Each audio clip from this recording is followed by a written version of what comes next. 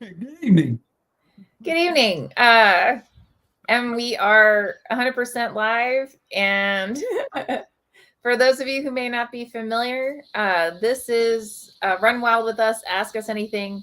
I'm Hello. Lisa. I'm here with Peter and Ben, two of our fantastic acquisition and straight up editors. And we're here for to answer any kind of questions that you may have. Yeah, I'll just leave that there. Ask us whatever you want. Anything. Ask us anything. So the best way for you to do that is to pop your questions into the comment section of whatever venue you happen to be watching this, whether it be LinkedIn, YouTube, Facebook, Twitter, maybe Instagram. I'm not entirely sure. And just pop that baby in there. I'll repeat the question. The gentleman will answer first, and then I'll take a shot at it. So with that, and if you're watching this and it is not a Thursday or the Thursday between 5 and 6 p.m. Pacific time, 8 and 9 p.m. Eastern time, then all you have to do is still put your question in the comments section and we'll answer it. It's just that we'll answer it at the following session. So with that, Ben and Peter, how are you guys doing? Hello, Ben. How you doing? I'm doing well. Just tracking right along. I've started the short story manuscript with a couple of edits already. The contracts are coming back in, so I'll get those edited and put over. Still going through the novel Wretched, and got a couple other novels waiting for me to come back to them. And I have about 2 more typed up pages to go before I submit the story for the Cure analogy. Yay! Anthology, not analogy. Anthology. You gotta hurry up, man. You're hitting that deadline. I got 4 days. Yeah, you have 4 days. And anybody who's watching, you are more than welcome to submit a short story that's in the world of Cure to the Cure short story anthology. We'll come up with something better than that for a name. And but you have to get it into us by the end of day July 31st. And I just put in the comment section a link to that submission page. And I am so looking. We already have. I'm surprised the number of submissions we have. We already have quite a few submissions, and I'm forcing myself not to read them because I want to really just dive into them once we actually have once the deadline's passed, right? But I've already heard about some of the concepts that folks have come up with, and I'm makes me even more excited. So we're gonna have a lot of fun. But how many have you received, Ben? We've gotten over a dozen so far. Oh, wow. Yeah. Which I know, it's for some folks, it's like a dozen. That's nothing, right? Because we get hundreds or we get thousands, but this is the first time we've ever done anything like this. Mm-hmm. So to me, over a dozen is pretty decent. So I think it's a neat idea just to key off the novel to spin off short stories. That's just a good idea for the novel or for the writer or whoever. And is it what's the word? Ekphrasis? Is ekphrasis the art that comes from art? Is that right? I have no idea. I'd have to look it up. I'm counting on you two. And I can't take credit for this idea. The idea actually came from Jonathan Mayberry, who, after he read Cure, he was like, you need to do a short story collection where you put it out there for folks to submit. And then later on, I found it's because he wanted to write a short story in the world of Cure, which I'm not going to say no. Sure, why not? So, but yeah, and honestly, what we've done in the past, and I don't think we've done this recently, but in the past, when we published short stories and novellas that really had a lot of potential to be a novel, we put it out there to the author that hey, if you're interested, we'd love it if this could be a novel or a collection of stories that are linked. And I wouldn't say every time the author took us up on it, but I at least like more than 50%. So there's always that potential. Just wanted to put that out there. So Very cool. yeah.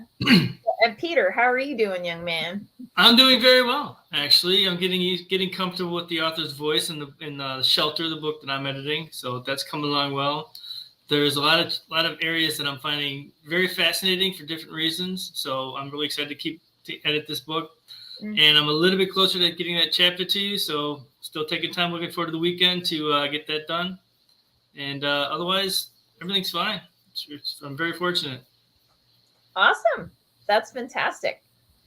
Is there anything in the works that you're reading or editing right now that you think would be like good feedback or good guidance for folks who are watching? A good what for? Feedback or guidance for the author. Yeah, that others could use, like lessons learned. Right. Mm-hmm. I would say be careful with your point of view. Very careful with it. If you're going to make a choice, stick with it, but make sure that it's clear to people other than you, to your readers.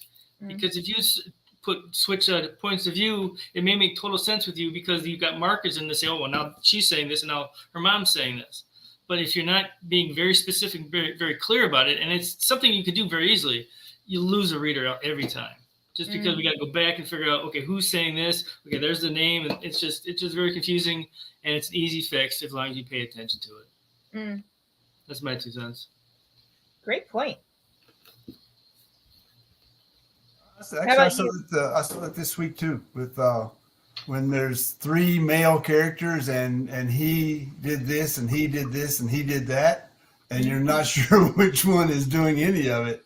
So, the use of a proper name or some kind of description or something to clarify that, so it makes it clear. And especially when you've got a group of characters that are interacting, you want to make sure that you keep it straight, keep their personalities and their characters straight. Mm. And then, and once you do start on a method, it was a story that had the same kind of issue with the was talking about would start off with her and then what she was saying and then him and what he was saying, but they switched over and went to a third person instead of a first person. I saw this and said, it was the he talking about him, and it confused it. Yeah, I saw a lot of both too this week. Yeah, go ahead, Peter. I was just saying, unless you're Cormac McCarthy, you can't get away with that. It's just not possible. I also saw a lot of so like when you jump in time within the same chapter, so or you jump in time and you're changing environment, you need to minimally have a double carriage return, optimally a double carriage return, and outdent the first paragraph instead of indent, because the reader needs that visual trigger. Otherwise, it's like, 1 minute we're in, someone's bedroom daydreaming about blah, blah, blah. And the next minute you're in warfare. And it's like, wait, is this a dream? Is this are we actually at war? Like, what's going on? Right. And this is just, I made up example, but so to the writer, of course, this is logical. I can see it in my head, right? This is how it was planned out. But to the reader, it's like, what in the heck is this? Like, I cannot follow this. So you really need, it's interesting because I think a lot of times people, they think of a book and they're like, oh, it's all just, words on a page. But in reality, it's a combination. It's words, it's the format, right? You're actually bringing a lot of things to it that, an entire world, including when you describe, like various senses that really make everything come to life. So you've got to be very careful how you treat each of those elements, if that makes sense. So, yeah. Exactly. I like I like the images to you guys know this about me, but I like when images relate to the story as a whole. Like I came across this one line, very descriptive, really interesting. You saw exactly what the character's seeing. Problem is, she's freaking out about something that's totally freak outable. Why is she paying attention to the fire hydrant or the mailbox or the store or this or that? No. She is focusing 100% on what's freaking her out. And if the reader isn't getting that, I mean, you're losing us. So, yeah, you want to be sure that the images relate back to the story as a whole, the main characters. Yep, great point. Teja says, Lisa, I think you forgot to post link on LinkedIn. I searched for you on Facebook and I came across the event. Oh, I'm so sorry about that. It actually automatically feeds from our main application called StreamYard. So I'll have to go back and see if there's some kind of problem with that feed. So thank you for letting me know. I really appreciate it. It looks like. Thanks for not giving up and finding us on Facebook. Yeah, seriously. Thank you for not giving up. So Ben and Peter, if you could do anything other than what you currently do for your day job, and you don't have to tell us what your day job is, what would you be doing? And I just made this up. No one asked. I'd be doing Peter's job. You don't want my job. What came up first? Actually, I'm already doing what I would be doing if I didn't have this day job, but would just be doing it on a much grander, larger scale. And I would really love to edit and write full time. Really put all my guns towards that goal and just start cranking out books by me as well as editing books by others. That's my goal right now. So that's what I'm shooting for. That's what I'm looking for. That's awesome. How about you, Ben? Well, this is what I chose to do after I retired. So it kind of fits the question because I retired when with 22 years of military service because I went in when I was 6. Obviously. But the plan was always to get out and teach. But if I wasn't teaching, it would be I think it would just like Peter said, reading and writing and dedicating more time to that because I got a lot of ideas and a lot of characters are screaming for me to get back to them because they're stuck in places they don't want to be stuck on. Stuck in. Okay. I feel bad about that when I leave a character hovering. No. That's interesting. That's a good way to look at it too, because then they're that much more real to you because you can feel the tension when you're not working on it. That's cool. Yeah. They let me know. This is why he wakes up at 3 a.m. just fucking out. Who can sleep? Yeah, when you got voices in your head going, "Hey, you forgot about me, bastard." It's true. And I've started too many novels that are still waiting. Oh, really? Oh yeah, I've got 4 or 5 that are still waiting for me to get back to them. You best get to it, young man. I know. They know. The characters know. I would definitely be doing this full time, and I'm working on it, as you both know. Although I think I might get like a, I would love to do it and also like travel a lot more, because there's something about using the locations that you've traveled to in your writing as like a backdrop. And for whatever reason, right now I'm really into I really love like picking different cultures and different worlds and then saying, okay, this time we're focusing on, what is the backdrop's going to be India, or the backdrop's going to be, I don't know, Greece. And then going to that country, or if I've been to that country, using that, even though I tend to write in historic terms. So I clearly can't go back to like 1500, but I can check out historic locations and do the research to find out about it. So Yeah, yeah. traveling definitely a given. Just I want to see all these places that are just they're for me in pictures. I want to see them. I want to walk up to a pyramid as close as I can get to one, see it in person. So many things I really want to do. Mm. Yeah, absolutely. That's a good thing with editing and writing. You can do it anywhere. Exactly. That's well, and honestly, it's so funny when I've spoken to some friends who are, well published, and this is their full-time job. Like that's definitely one of the big benefits. I mean, they work 24/7, but just the fact that they can travel anywhere they want, is huge. So that's cool. Teha asks, was there a time when you're doing the job and when something unexpected happened, did you ever go, yeah, I should write this in my book?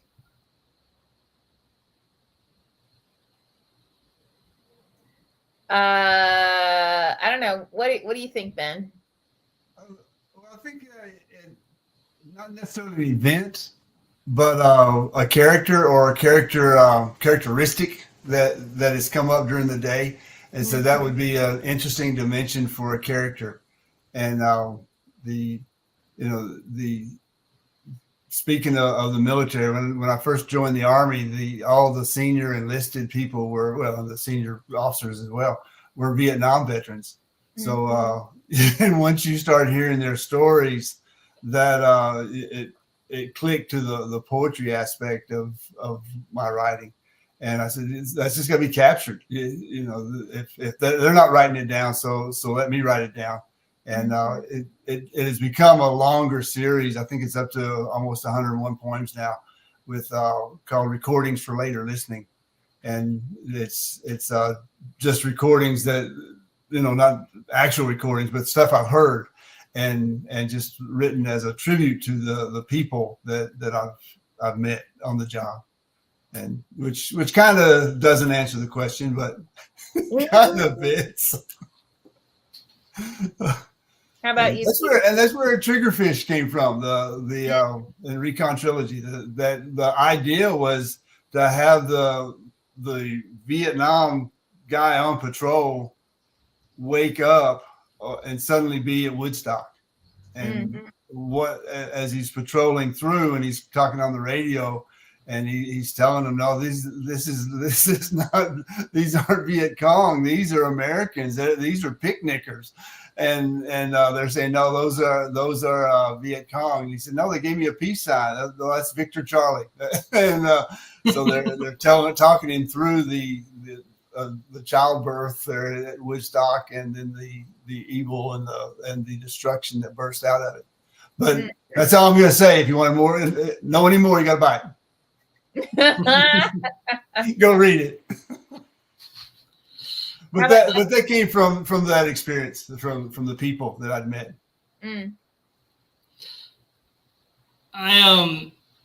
For me, it's like when you experience a situation or something that's completely off the wall. You've got this scene, you've got this act in your hand, and you want to do something with it. But then you take what happened in reality and to warp it into a story that you're already working on is sometimes pretty difficult. Especially that in reality, things don't have to make sense. In fiction, things have to make sense. Like A got to lead to B, got to lead to C, in some form, way, shape, or form. So getting that to merge over. However, I have started stories or written short stories based on an event that happened, and I build the world around that. And that is much easier, at least for me, to build the world from a brand new starting point, because we all see scary or ridiculous things every day. So always got some fodder for a story. I don't know that I ever had something happen and said, damn, I need to write this. Just because if it's something that would really go over well in writing, it usually means it's probably pretty traumatic. So at least for me, I have to process it still. And now while I'm writing a story, I may come up with different things to either metaphorically or to what both Peter and Ben are saying, like infuse into the story as a baseline. But I don't really go into it saying, someone really needs to experience this.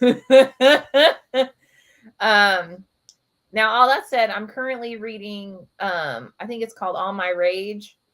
And in it, one of the characters is a teenager. They're all teenagers, by the way. Multiple teenagers' points of view.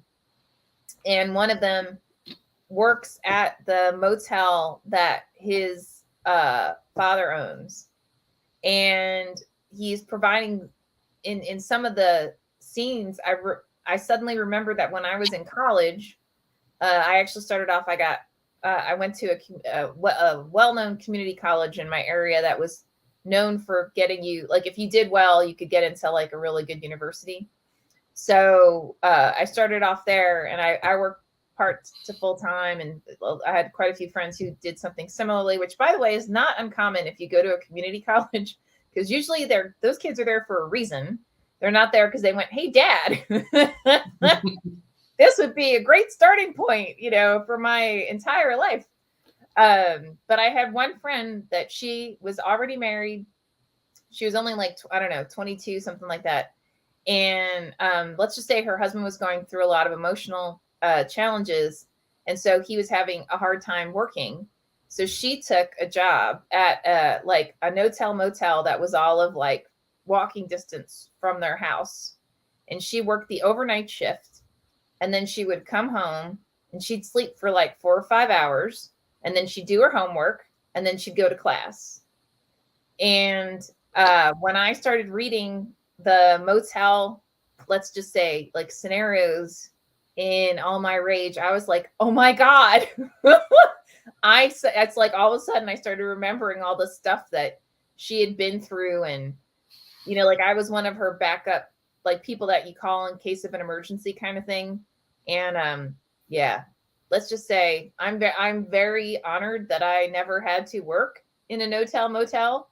But I'm also thankful that she was able to get that job so that she could actually make it through college and support her and her husband. So, and she can't kill me because I didn't name her, and no one knows what community college I went to, and I didn't tell you when I did. So, But you started when you were 6, though, right? I did. I started when I was 6. And she wasn't really like 22. She was like, 15. So why not? Margaret Buchanan says, Ben, I once read writing is an acceptable form of schizophrenia. Yeah, Peter wrote that right after we met. No, and it's based on you. Let's just stick with that. I like that. Caroline says we like that. All of us in here like that. Oh, excuse me. All of you peoples. All of me like that. All of yous like that. Me and the rest of me, yeah. Me and the rest of me. Caroline says it still has to be logical in the realm of human experience. I think it has to be where you can, as a writer, you can bring the reader along for the ride where they accept it, but it doesn't have to be real, right? Otherwise, we'd have no magical realism. We'd have no horror. We'd have no science fiction or fantasy, right? It just has to be something where at least during the ride, the reader goes, I completely buy this. That said, it does absolutely have to be logical. Like, I understand how we got from A to B to C, because if you don't, then that's when the reader's like, what? So, yeah. And you can even tell the, sorry, go ahead. No. You can even tell the reader what's going on, saying this is not reality. This is this other kind of thing that's happening, like a supernatural kind of thing. I mean, if you make it logical, you make it real, the reader's with you. Mm-hmm. Absolutely. Caroline says, how about, sorry, go ahead. Oh, just the details. I think some of that discussion has to be with the details, because once you're painting a picture, and I edited a passage once where there was somebody standing on like the platform of a light post. He had one hand holding onto the light post. He had in the other hand a loudspeaker, and then he struck a match. Wait, what? he was hanging onto the light post upon the base of the light post. He was standing on the base. Then the light post went up, so he was hanging onto the actual pole, and he was speaking into a loudspeaker.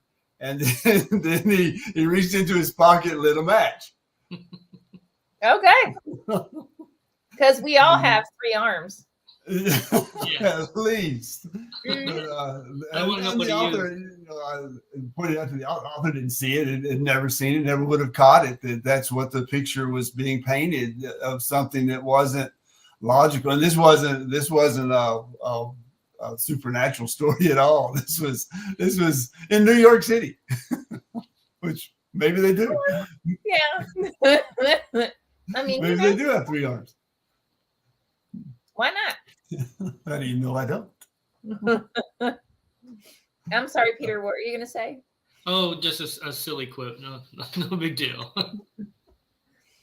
Well, Caroline asks, well, what about logical in a human imagination?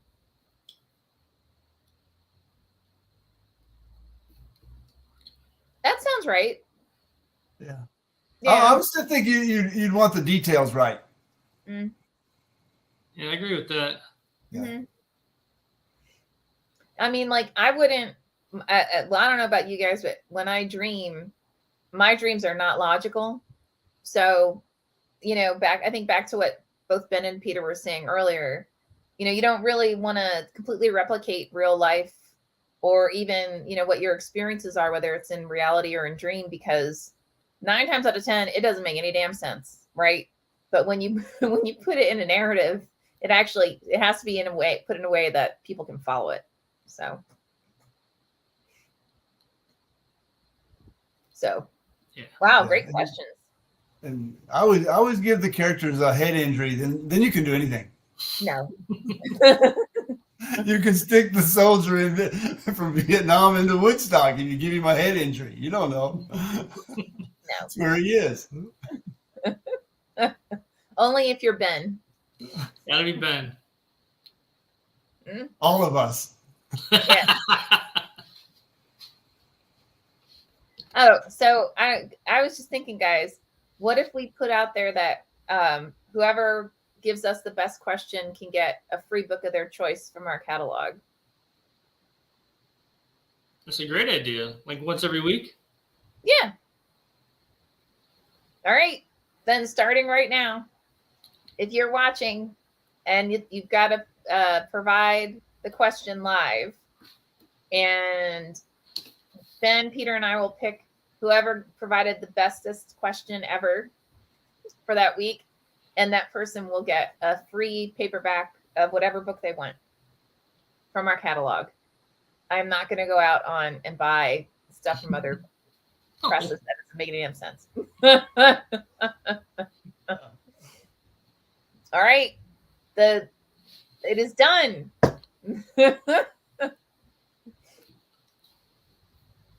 Margaret asks, is your preference first person or third? There's just so much more you can do with third person. Now, I do respect first person. It's a little difficult for me to write because you're so confined. You're stuck in one character's head. Mm-hmm. You only see what that character sees. It's very difficult to introduce elements that aren't in the character's vision or purvey, whatever. So first is difficult. When you pull it off, it's really cool. Mm-hmm. Second is even tougher. I prefer third. I prefer a close third with my characters. And with certain characters, I want to keep leaving them flat, so I keep them in a distant third. So, what do you think, Ben? I find the prose writing is better for me in the third because the poetry is usually in the first, and so it separates the two styles of writing for me. And the poetry is very eye driven, where it's my perspective, but where the prose and the the short stories and novels are third person, where, like Peter said, it opens it up to more character dimensions that I wouldn't think about if I was thinking an I, and with that, without really pushing to get past the barrier of I. And even though I may be 3 or 4 different people in here, it would still be I. So the third person in prose and the first person in poetry. Okay. Lisa, what do you think? I agree. I think third person, you can have it opens things up a lot more. First person, you can be more intimate, but you're not going to be able to it's limited to that one viewpoint. But if it's a very internal, a very emotional piece, you can actually get a lot more depth with it. I've only seen second person accomplished really, really well like twice. And usually it's for a briefer, like a short story or microfiction. But when it's done, it's just stunning. Like it really hits you in the face. And then like universal, like a Lord of the Rings kind of thing. It's so hard to find it done really well nowadays. It used to be like that was exactly what how everybody wrote. And then third person close became popular. And then third person with varying points of view became popular. And then first person became like the thing when memoirs became huge, if I remember correctly. So I for me, a lot of it comes down to the story itself and what are you trying to accomplish and what do you want the reader to get out of it. So I have a question. Past or present? Ooh. I think you're gonna. Well, I think you might get more out of past than present. Back to the whole. I mean, if we're being real, human beings just don't process information in the present when they're in the middle of some type of trauma. So, and books are really about events, right? Mm-hmm. Like even if it's something where it's an internal dialogue or monologue. So I don't know, Ben, what do you think? Yeah, I would agree. I would lean towards past, but whichever is chosen, consistency is key. Mm-hmm. And because we probably all edited where it was present tense, and then suddenly they did that. No, they're doing that. Mm-hmm. And so it's consistency is key. But personally, I would lean towards past. For like Lisa said, the stories that happened in the past. You're recalling the story and telling the story after the fact. How about you, Peter? Yeah. Let's get to go off of Ben's to riff off of Ben. It's like that's how stories started. Is something happened and the storytellers told the clan or told the family, told the group what happened. I tend to shy away from first person myself just because I like third person. It's got more expanse, more room to work with because you can recall certain things. Mm-hmm. Yes, you can in first person, but like Ben said, you have to be careful with it. You got to be consistent so that readers can stay with you. Now, I did a few books, few stories where they're in past, present, or past the whole time, and all of a sudden they're in present tense for one paragraph. And they go back to past. I'm like, no. You can't do that. At least not one of the books that I'm editing, because I want a consistency. I want the reader immersed in the story from the beginning to the end. If they have to put the book down, I want them to be thinking about it when they're not reading it. Yep, 100%. Teha asks, what was your biggest foreshadowing element in your story? Like you introduced something at the start and it paid off at the end. That's a good question. Mm-hmm.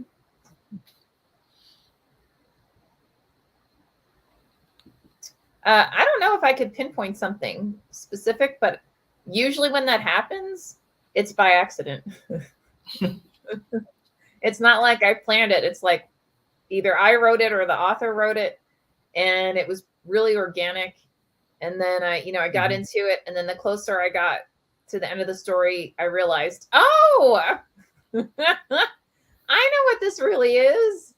So your subconscious, at least my subconscious, and typically the authors I'm working with, their subconsciouses aren't smart enough to know or kind enough to tell us. So how about you guys?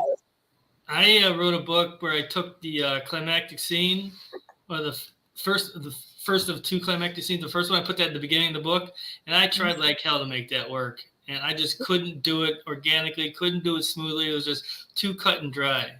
Now, I would love to throw a little ringer in there in the opening paragraph or something like that that's going to resonate later on in the story. Mm-hmm. But like Lisa said, you got to rewrite the story to be able to go back to see what's going to be in the beginning of it so that the reader knows what's going on. And truthfully, you don't really know the full story, even if you've outlined it, until you've written it. Mm-hmm. Some of the fun and the magic comes from. Mm-hmm. Totally. How about you, Ben?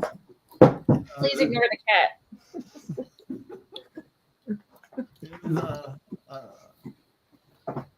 I think it happens more subconsciously. I'm thinking of a piece where I had two characters meet on a Greyhound bus, and then in the future, again with a head injury, the bus pulled up and the second character got off. And so they met again later on, but it was the head injury events. But so the bus was key, and the conversation on the bus wasn't explicit, but the action after the character got off the bus later on, what took place, that's what they talked about. And so it was. The bus itself was kind of, I think what Teja was talking about they're on the bus, they're having that conversation, and later on that's going to pay off because now we see the bus pull up and the conversation is going to act out. What did they say? Mm-hmm. And but otherwise it's very subconscious, like Lisa says. And like Peter says, what if I went back and kind of introduced this with a little detail that I can sneak in there. Nobody will think it's a shaker of salt. Who will know that it's on the bird's tail at the end? Those of you who know that if you put salt on a bird's tail, they can't fly. Mm. You heard it here first. Caroline says, I'm bad at contests, but what would you do with a character that is only logical in the first person, but in the third person goes off the rails, or vice versa? I think that'd be interesting if you could carry it off, if you could pull it off. Because once you get in the head and you start talking about someone's eye and identity and image that they're projecting, that could be very stable to them, no matter what they do in the third person from the outside perspective. But it would take some great creativity to pull it off, I think. So you're writing, so you write a chapter in first person, then you write a chapter in third. Is that what she's saying? I think so. That's my interpretation. Yeah. That's kind of how I'm setting up, working on my book that I'm working on right now. Mm-hmm. I want one character to be in first person for a very specific reason, but the rest of it is going to be in third because I don't want anybody else knowing what's in her head. Mm. Only she's going to know what's in her head. And she's going to be completely separate, well, part of the entire story. And she's actually the main character, the most important character in the story. So I want to know what she's thinking, but everybody else will be in third person. So like Ben said, it'll be difficult to pull off, just to make them jibe up, make them fit together like Legos or whatever, like your lugs. But that's my goal. So I'll let you know how it goes. Nice. I've actually seen it done quite effectively. To both gentlemen's points, typically if you're doing first person, it's because you want to reveal certain things, and if you have that first person be illogical, you're doing it again, it's being done intentionally, and you're using the third person to provide greater context and potential reveals. so that and that in itself can provide the conflict, because especially if you start with the first person point of view and then switch to the third, what it does is it gets the reader to start questioning, like, which one's real, right? Who's telling the truth? Is the truth or like, is the truth with the primary character, or is the truth with whatever third person narrative that you're providing? And then it's also a way for it can be done really, really quite effectively, so that you can provide that real depth and passion that can be provided by that first person narrative. And then in the third person, again, can provide the greater view of the world that I'm assuming the first person character that is living in. So, and if it's not, then you, the author, need to know and understand why do you have this first person narrative as a primary, as your antagonist or protagonist, and then you switching to a third person point of view, that they're not in the same world, right? And how is this actually driving things forward, and how is this related? You can do it, but you need to understand why, right?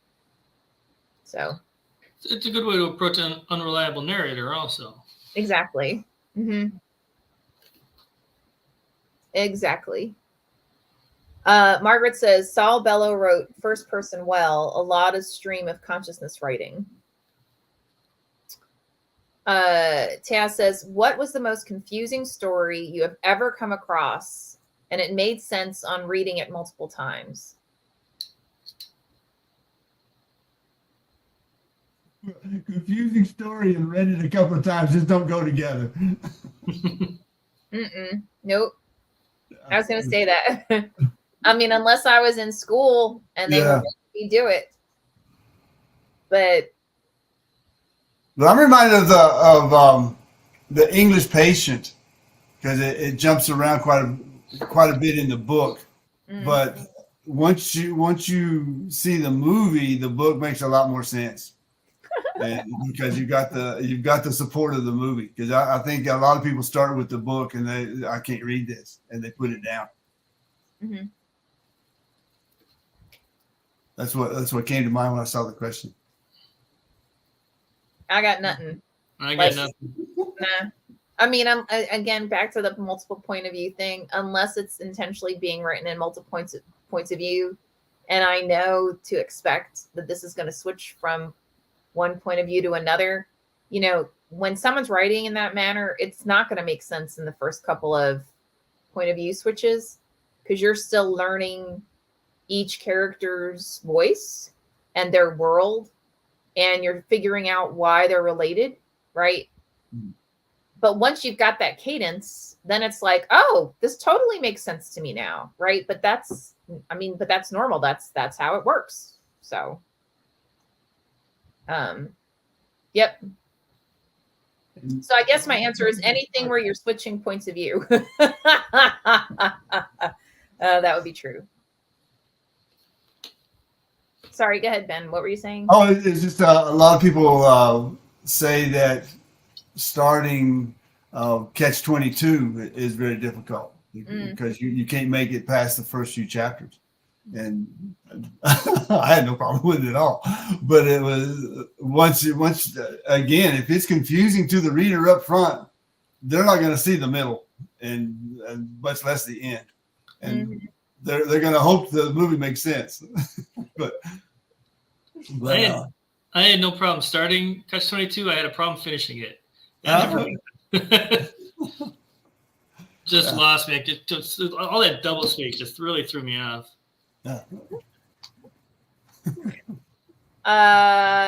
Okay, let's see. Caroline says it puts another element in the story. Lise, great post. I love using both. Cool. But at tying fast, Lisa. I have no idea what that is. Huh?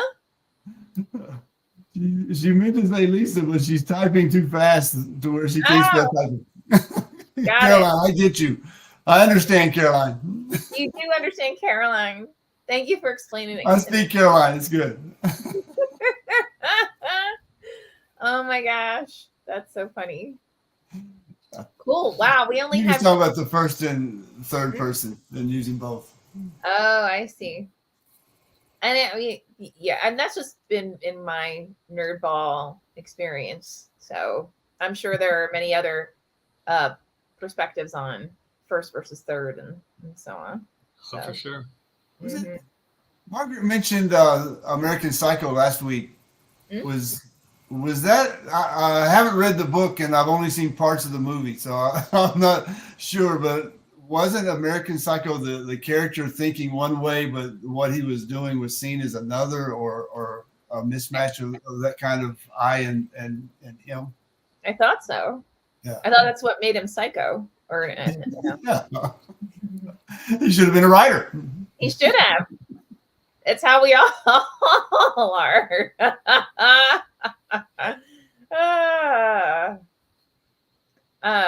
Taz says, what's your favorite murder mystery story where you guess the killer right at the beginning of character introductions? Then it wouldn't be a favorite because I don't like any of them where I can figure it out up front.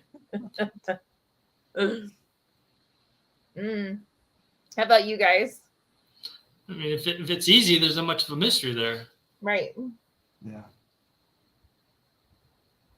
I think how about the author? Do you have a favorite mystery author? Do I? Or, okay. I just got here.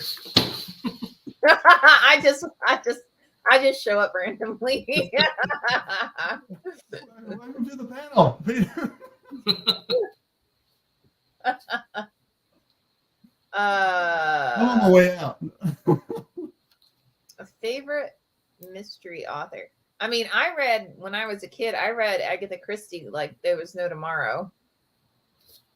And I set you up for that question. And Conan Doyle. I read him like there was no tomorrow. Edgar Allan Poe, Dickens. Let's go back to the I'm a nerd statement. I read like every Sherlock Holmes I could get my hands on. So. And they hit the killer well. Sorry, Peter, go ahead. Oh, nothing. I was just going to say, I mean, my favorite mystery writer is Poe. Wow. Just because he's just amazing, or was amazing. Agreed. And if I don't know if they'll ever bring this back, but for a while in New York, they had a pop-up that was a walk-through Poe experience. And at the end, they gave you a shot of absinthe. They've got that in Orlando coming up. Really? Yeah, it's like a 5-date thing that I'm going to be out of town for. So, but it's the Poe experience, I think it was. Oh man, I'm in. Send me the info. It was the one in New York was absolutely phenomenal. It was a blast. I'm sorry, Ben, you were saying something. No, I was just agreeing. I agree. Caroline says, okay, let's go back to logical. Okay. It always has to be logical. I don't seem to be logical when I type fast. Well, you brought that on yourself. I'm sorry. You need to start typing slower, young lady. Margaret says, Bret Easton Ellis. Oh, yeah, totally. Huge Bret Easton Ellis fan. And absolutely Nancy Drew. Because it was, when we were growing up, it was difficult to find really strong female protagonists. Even if they were the protagonists, they tended to be on the more domesticated side. So, yep, absolutely. Or Barbie. And back in the day, Barbie was not cool. So you wanted to be her, but there was no way anyone could physically actually be Barbie. other than like 10% of the female population. So.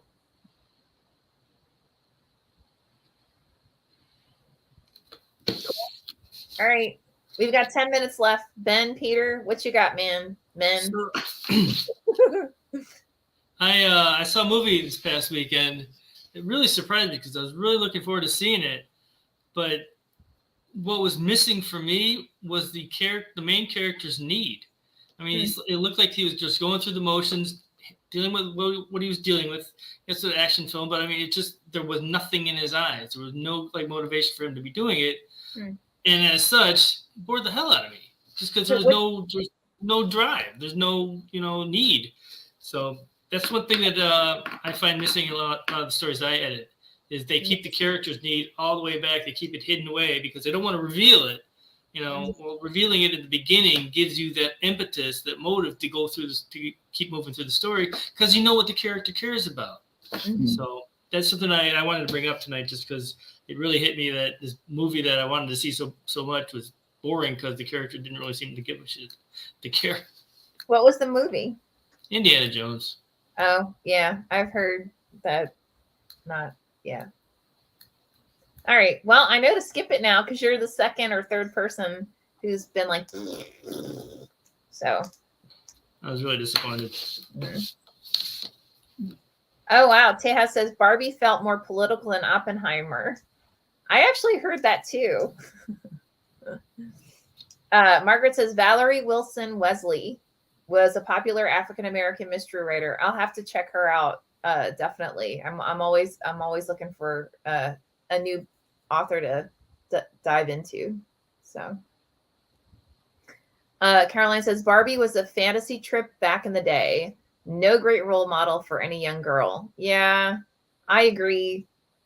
So I've heard a lot of great things about Barbie the movie just because she becomes more modern, from what I understand. I'm going to see it on August 3rd, so I can put out my opinion after that. But yeah, so cool. I saw a meme today where Barbie had gone to Albuquerque and her little Corvette was up on blocks with the tires stolen. That's awesome. Welcome to Albuquerque. Albuquerque Barbie. I remember someone did it wasn't a meme, it was like a mini video where Barbie was with Ken and then she ditched Ken for G.I. Joe. And at the time, I just thought it was hilarious. But, There's a book, I think it's called Kinky, with a series of poems, and every poem is a Barbie character. Are you serious? Yeah. It's well done. It's very well done. And I'll pull it up for next week, maybe. Okay. I got it somewhere. Of course I do. Of course you have it somewhere. I immediately thought of Kinky Friedman, and I'm like, I don't think that's what he means. Yeah, no, it's called Kinky. I'm pretty sure it's called Kinky, but it's every poem is a Barbie character. Such and such Barbie. But a great series. It's very well done. Oh, okay. Actually, it did come up. Kinky by Denise Duhamel.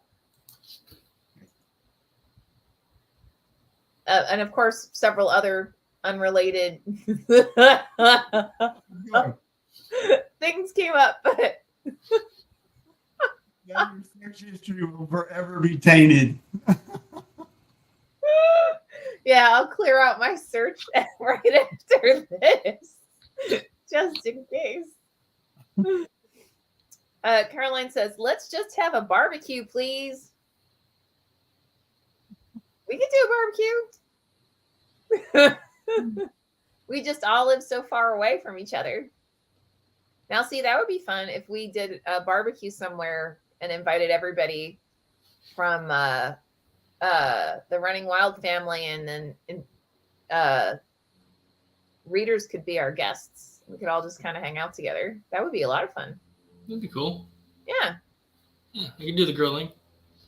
Oh, really? Oh yeah. All right, game on. We'll have to figure that one out, man. Ben's like, I am completely staying quiet this one. Yeah. I thought I was going to have to get the Barbie RV back together, and I was traumatized. So Barbie RV road trip, and I wasn't going to do it. It would not be a full-size Barbie RV. Although I am in Los Angeles, it would not surprise me if somebody's done it already.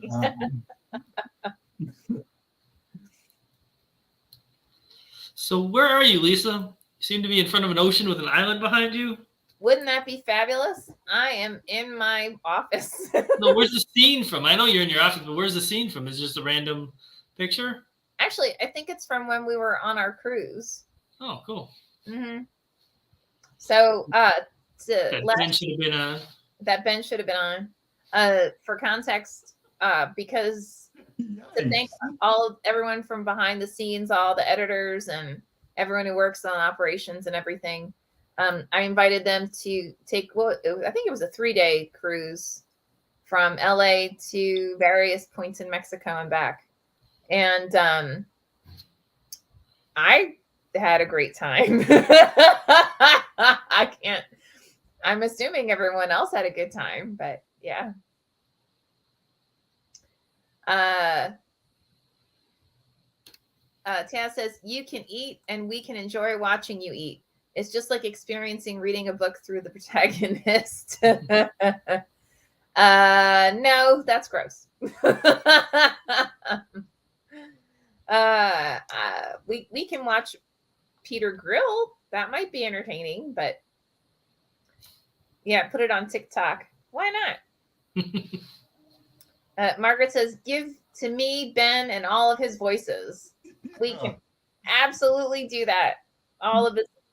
I got voices to spare. So how many voices do you have? So yeah, which ones do you listen to? Well, that, yeah. Do you have any that you ignore? I shouldn't. Do any have names? Yeah. Do any have names? Yeah, they're categorized. They have their own genre. They have their own genres? All right. Game on. Yeah, except when they sleep in their pajamas. Pajamas. They wear pajamas. You almost hit pajamas, but I almost did. I almost pulled it off, but it didn't roll. I'll practice. Yeah, Peter, be funny on your way home. Oh, I see what you said. Myra says, you early Larry. Don't forget Shimp. Shimp. Oh, yeah. And Zippo. Zippo is another family, but he's in there too. I even have Harpo's voice, and he didn't say anything. That's true. Harpo did not say anything, but I Harpo got his voice in my head. Harpo was the coolest out of all of them. At least I think so. Good thing we only have a minute to go. Yeah. Because clearly, Ben's voices have been demanding that he needs to get out of here.